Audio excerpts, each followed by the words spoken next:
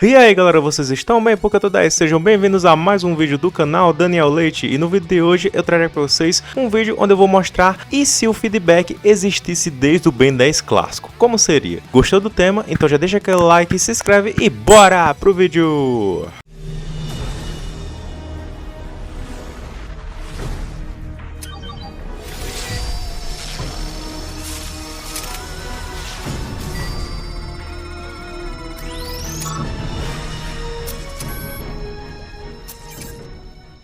E se o feedback existisse desde o Ben 10 clássico? Entre os incontáveis alienígenas que Ben Tennyson já desbloqueou, poucos tiveram um impacto emocional tão forte quanto o feedback. O condutoide de aparência elétrica e postura heróica marcou profundamente o protagonista, e por um bom motivo. O seu poder, a sua estética e o seu vínculo com o Ben o transformaram em mais do que uma simples transformação. Ele era o favorito do herói. Mas e se esse vínculo tivesse começado antes, muito antes? E se o feedback estivesse presente desde a primeira série, no Ben 10 clássico? Essa pergunta muda tudo, porque não se trata apenas de adicionar mais um alienígena ao elenco original. Estamos falando de um ET que afetou diretamente o estado emocional do Ben, o equilíbrio do Omnitrix e até o destino de vilões como o Malware. Inserir o feedback no clássico é alterar a linha do tempo de um jeito significativo. Para entender o impacto dessa mudança, precisamos voltar ao início. O Omnitrix protótipo ele surgiu no clássico como um dispositivo alienígena que funde DNA e possuía um número limitado de formas alienígenas, mas podia desbloquear mais, destravando ou escaneando ETs. Mas sabemos que lá nas primeiras temporadas o núcleo original girava em torno de 10 espécies alienígenas e cada nova adição ao catálogo era tratada como um evento importante. Inserir o feedback nesse contexto significaria que o Ben ele teria acesso a um alien com a capacidade de absorver e redirecionar energia logo aos 10 anos, e isso por si só já mudaria muitas batalhas. Pensa na luta contra o Vilgax no final da primeira temporada. Na versão original, o Ben usou o Insectoide e o Chama para resistir ao vilão, mas com o feedback no Omnitrix, ele teria uma arma muito mais eficiente, a capacidade de absorver os disparos dos robôs e neutralizar facilmente o martelo quimeriano, que é a nave do Vilgax. Essa vantagem tática geraria mudanças no desfecho da luta. Sabermos que o feedback é poderoso demais e talvez o Vilgax poderia ter sido derrotado ali mesmo, antes de se tornar o arqui-inimigo principal do Ben como conhecemos. Pensa só, se só os braços condutóides ajudaram o Vampiro a ganhar do Malgax, que era a junção do Vilgax e do Malware, e o Vilgax esse, né, que ele estava bem mais experiente, que era em Omniverse com o Ben de 16 anos. Agora imagina o que o feedback 100% condutóide poderia fazer com o Vilgax normal e não tão experiente quanto em Omniverse na época do clássico.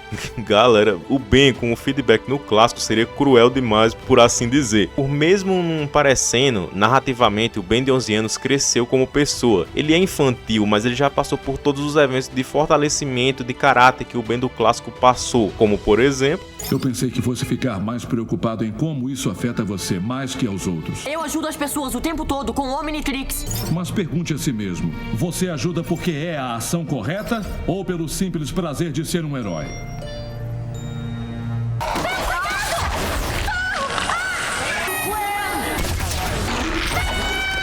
Ela se sacrificou para me salvar.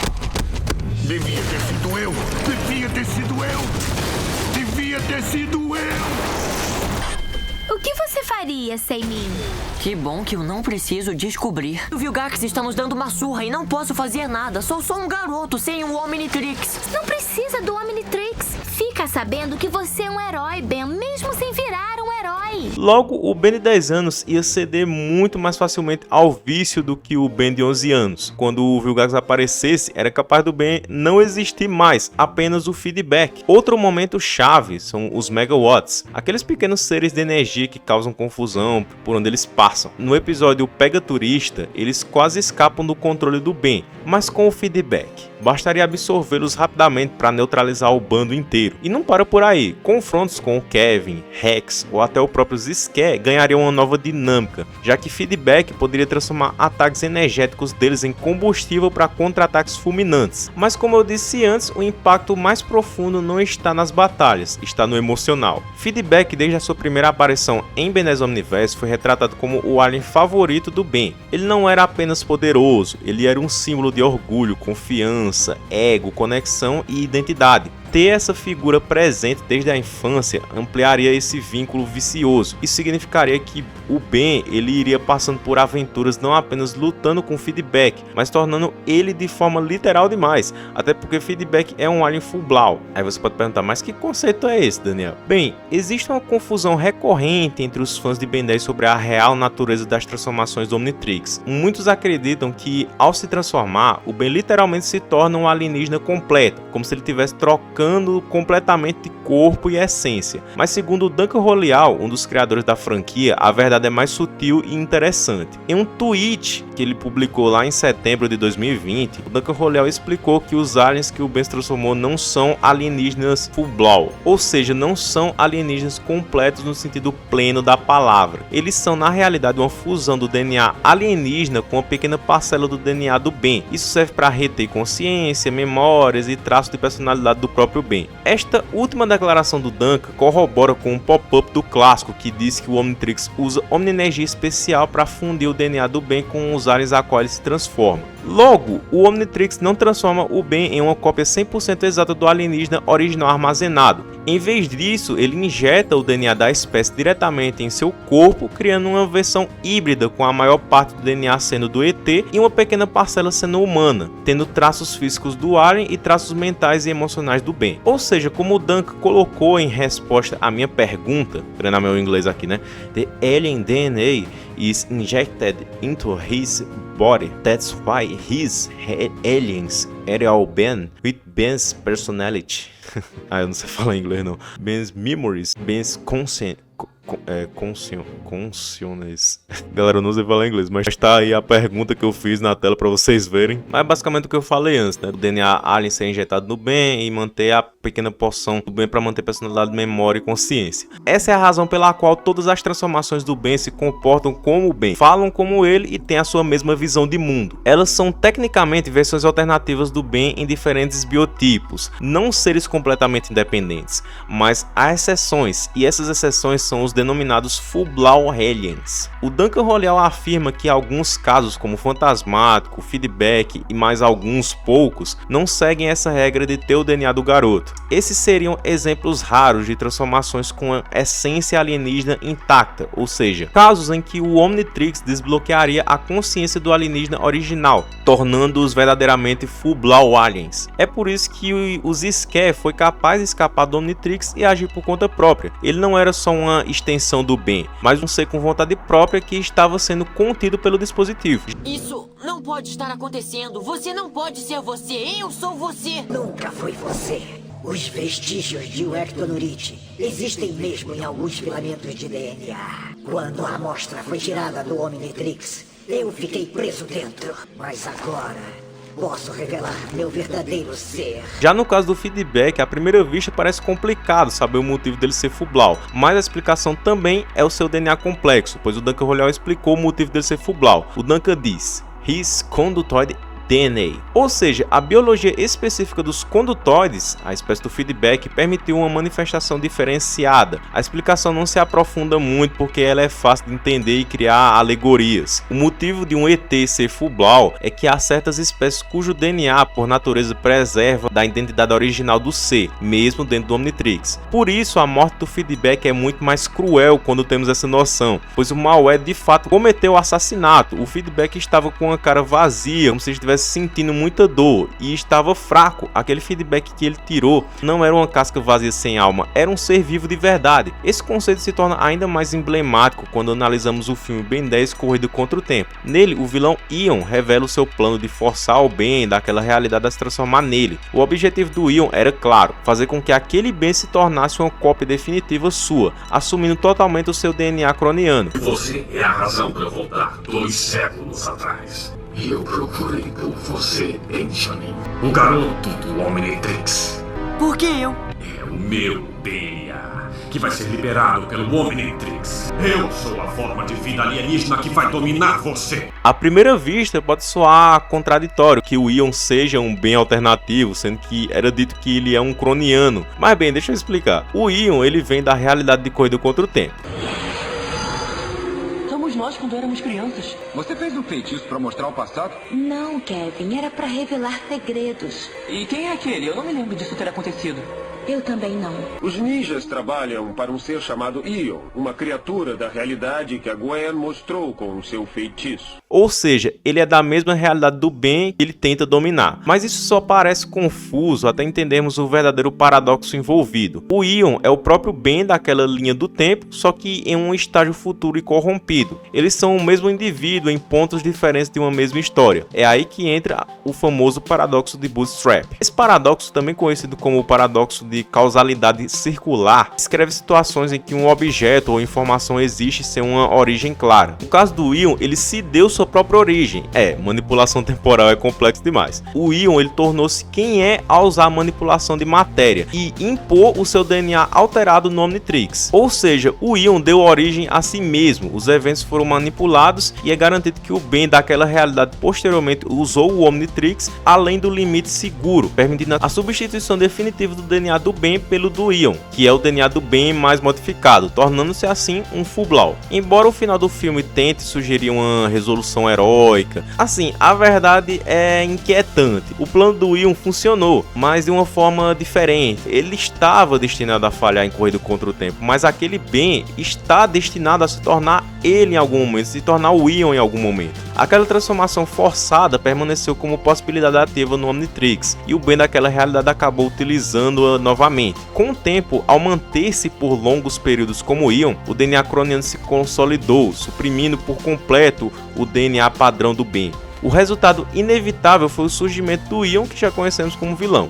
Importante destacar que o nome Ben Ion não é oficial. Trata-se de uma denominação criada pelos fãs para se referir ao Ben de corrida contra o tempo transformado no Ion. No canônico não existe essa nomenclatura. O que existe é a verdade por trás dela. O Ion é o próprio Ben daquela realidade em sua forma final corrompida e Full-Blau. Um exemplo direto e narrativo trágico do que pode acontecer quando o DNA alienígena sobrepõe completamente o Ben. E galera, se vocês estão gostando desse vídeo, já peço aí que vocês deixem um like, deixem aí nos comentários o que você acha sobre o feedback, sobre o Ion, o que você entende de Full-Blau. Você entende o que eu tô falando aqui? Tá difícil de entender? Tá muito complexo ou não? Deixa aí nos comentários. Se tiver alguma dúvida sobre Full-Blau, pode deixar aí nos comentários que eu respondo. Eu procuro responder a maior parte das perguntas de vocês, beleza? Qualquer dúvida pode perguntar. E eu peço que, por favor, compartilhe esse vídeo com seus amigos que gostam de Ben 10, né? Vamos ajudar a bater a meta de 300 mil inscritos. Também me siga lá no TikTok, que eu vou postar vídeos lá. Também participe do nosso server do Discord, aí o confronto de tudo, né? Um projeto muito massa que a gente tá fazendo, que envolve também Destiny Heroes, que vocês tanto estão esperando, né, no meu canal. Já fiz até um vídeo falando sobre isso tudo, tá aí no card, mas vamos continuar aqui o vídeo, beleza, galera? Mas assim, galera, a lógica por trás de um Full-Blau dominar é explicada no próprio filme, e é cabulosa. Se a transformação com o Omnitrix for prolongada por tempo demais, o DNA alienígena pode começar a se sobrepor ao DNA humano do Ben, eliminando gradativamente a sua identidade original. É por isso que o Omnitrix impõe um limite de 10 minutos. Já se perguntou por que o Omnitrix só deixa você se transformar de 10 em 10 minutos? Isso é por segurança.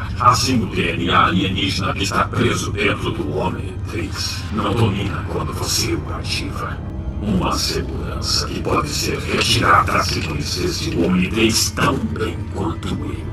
Essa é uma medida de segurança crucial projetada pelo Azimuth para evitar que os alienígenas se tornem Full-Blau de forma irreversível, né? Pois quando isso acontece, o Ben humano desaparece e tudo o que resta é o alienígena completo, com a sua própria consciência, desejos e potencialmente intenções. E é exatamente essa ameaça representada por formas Full-Blau como Fantasmático e Feedback. Em Ben 10 clássico há um pop-up sutil, mas revelador. O pop-up afirma que o Ben usou o Fantasmático para entrar num cinema, e naquele momento, Zisker assumiu completamente o controle do corpo, revelando que ele não era apenas uma transformação, mas um ser autônomo com planos próprios. No caso, contatar o Dr. Victor e iniciar uma nova onda de terror. Também há um pop-up que questiona se foi o Ben ou o Zisker que estava lutando contra o Crab, tanto que depois o Ben se sente ruim.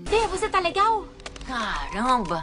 Isso foi mais esquisito do que virar assombração. E também há uma mercadoria brasileira e oficial da Cartoon Network que diz com todas as letras: se o Ben ficar com a forma do Fantasmático por mais de 10 minutos, a personalidade do garoto pode ser consumida pela do Alien, o que não é nada legal. Com o feedback, o perigo é igualmente grave. Como já explicado, a sua natureza Full-Blau o tornava um ser com intensidade e autonomia crescente, o que fez o Ben se viciar em usá-lo. Após a cena da sua morte pelo malware, a dor estampada no rosto do feedback mostra que ele não era só uma interface temporária, mas um ser vivo real, dotado de sofrimento, consciência e fragilidade. Portanto, a ideia de um alien Full-Blau não é apenas uma curiosidade científica dentro do universo da franquia. Ela carrega implicações emocionais, éticas e até existenciais. Afinal, se o Omnitrix for mal utilizado ou manipulado com intenções distorcidas como as do Ion, o herói pode deixar de existir, cedendo espaço a algo que já não é mais ele, mas sim o alien em sua forma plena e completa. Então, voltando ao What If, devemos ver de duas perspectivas. Como vimos antes, a presença do feedback no Omnitrix desde os primeiros episódios do Ben 10 clássico não alteraria apenas batalhas específicas ou a variedade de transformações à disposição do garoto. Ela reescreveria por completo a trajetória emocional, simbólica e moral do protagonista. Para compreender mais impactos dessas mudanças, vamos imaginar duas linhas narrativas distintas, ambas partindo do mesmo ponto. O feedback é introduzido ainda na primeira série, e o elo entre ele e o Ben se forma prematuramente, ou seja, o Ben se vicia em usá-lo tendo 10 anos de idade.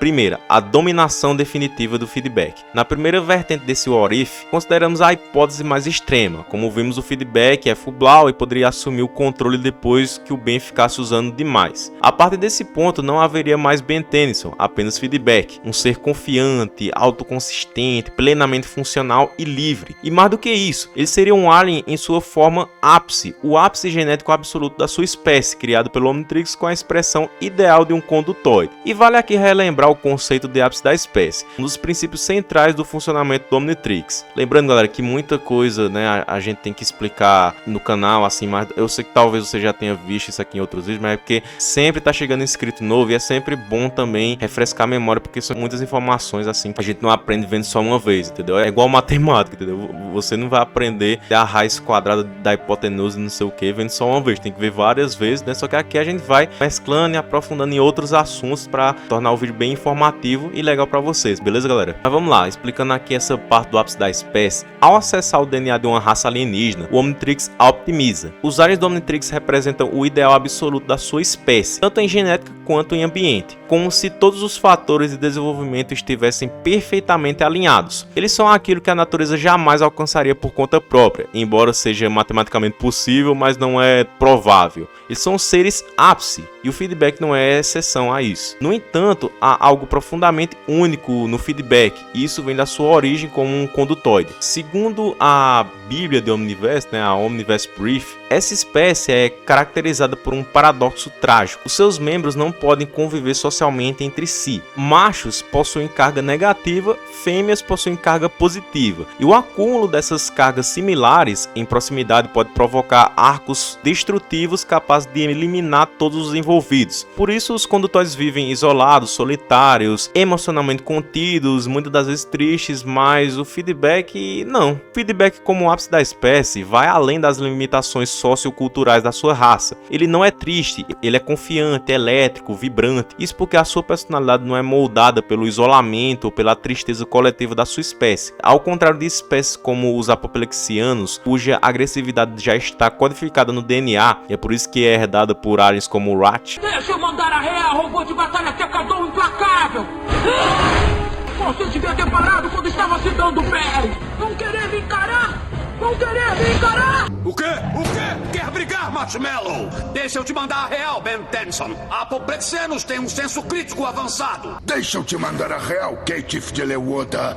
Nós não vamos pedir desculpas até vocês pedirem primeiro. A tristeza dos condutóides não é genética, é consequência de um contexto social insustentável. O feedback nasce livre desse fardo. Ele representa o que a espécie poderia ter sido caso o universo tivesse lhe sido favorável, entendeu? Sendo assim, um feedback autônomo, sem a consciência moral do bem para guiá-lo, seria sim capaz de matar o Vilgax sem hesitação. Se considerarmos que apenas os braços do feedback em Vampiro foram suficientes para peitar o Malgax, como eu falei antes, é plausível imaginar imaginar que esse feedback dominante não hesitaria em acabar com o Vilgax de forma definitiva, sem o código ético humano como barreira, é claro. Nesse cenário veríamos episódios inteiros protagonizados por um novo herói, um alienígena solitário moldado em perfeição. Feedback se tornaria uma lenda, um vigilante cósmico, um anti-herói elétrico. Agora a segunda possibilidade é a permanência do Ben como Feedback como alien favorito. Na segunda linha narrativa, o Ben não é dominado, mas ainda assim viciado. O Feedback se torna sua forma preferida desde cedo. Isso por si só já alteraria profundamente o curso dos eventos. E mais do que isso, ativaria uma reação em cadeia que incluiria figuras centrais como Kyber, Dr. Psicobos e Malware. Sabemos que esses personagens já existiam retroativamente antes de Omniverse. Sabemos também que o Malware, Kyber e Dr. Psicobos estavam há anos coletando DNA de predadores para o projeto do Nemetrix. Na linha do tempo original, seus planos só se concretizaram anos depois, quando o Ben já tinha 16 anos. Mas e se o Feedback aparecesse cedo demais? Essa mudança faria a gente reconfigurar todo o equilíbrio de forças. Creio que para o Malware aparecer, Kyber provavelmente agiria mais cedo. Nemetrix seria ativado com antecedência. Psicobos já teria o desenvolvido antes, de algum modo. Malware teria encontrado um rival à altura no próprio Ben de 10 anos. O seu ódio pelo Azimuth só faria ele ter mais raiva do Ben. Não seria difícil imaginar um confronto precoce entre os dois, com consequências catastróficas. E o Malware destruiria então o Feedback do Ben de 10 anos. Novamente, não é destruir uma simples casca vazia, mas matar um ser vivo, consciente, independente, que se tornou parte da identidade do Ben, na perspectiva dele. A perda do Feedback nesse contexto não seria apenas a perda de uma transformação, seria a perda de um vínculo profundo que ele tinha. Ele se sentia melhor, mais confiante, justamente por se sentir como outra pessoa literalmente. E o Ben com apenas 10 anos não teria estrutura emocional para suportar tamanha dor. Ele ainda não teria conhecido Azimuth nessa época, teria escutado a sua lição de moral, sua visão sobre perdas e responsabilidade. Em vez disso, só teria o apoio de Gwen e Max, e isso talvez não bastasse. Sem essa lição, o Ben não teria maturidade para transformar o luto em crescimento e amenizá-lo. Ele sucumbiria, talvez se tornasse um herói mais violento, mais retraído. Seria como o Peter Parker do universo do Andrew Garfield, após a morte da Gwen, né? Um jovem quebrado, vazio, brutal. Eu perdi a Gwen, ela era a minha MJ. Eu não consegui salvar ela. Eu nunca vou conseguir me perdoar por isso. Mas eu segui a vida, eu tentei seguir, tentei continuar sendo o amigo da vizinhança, o Homem-Aranha. Porque eu sei que é o que ela ia querer, mas em algum momento eu parei de segurar a força. Fiquei raivoso, fiquei amargo. E eu não quero que você acabe que nem eu. Esse Orif então seria marcado não pela grandiosidade dos combates, que seriam todos adaptados para ter o Feedback em alguns momentos, mas pela devastação emocional. Ben perderia as suas esperanças muito cedo. Se o Feedback existisse desde o clássico, a história de Ben 10 deixaria de ser apenas uma aventura sobre transformações e família. Teria um drama a mais, falaria de identidade, solidão, vício, luto e superação. Mas creio que o clássico iria trabalhar isso de uma forma bem mais séria que Ben 10 Omniverse. Seria uma reflexão profunda sobre até onde um herói pode ir antes de deixar de ser ele mesmo. E no fim, talvez a pergunta mais inquietante não seja: e se o Feedback existisse desde o começo? Mas sim, seria melhor se ele nunca tivesse existido?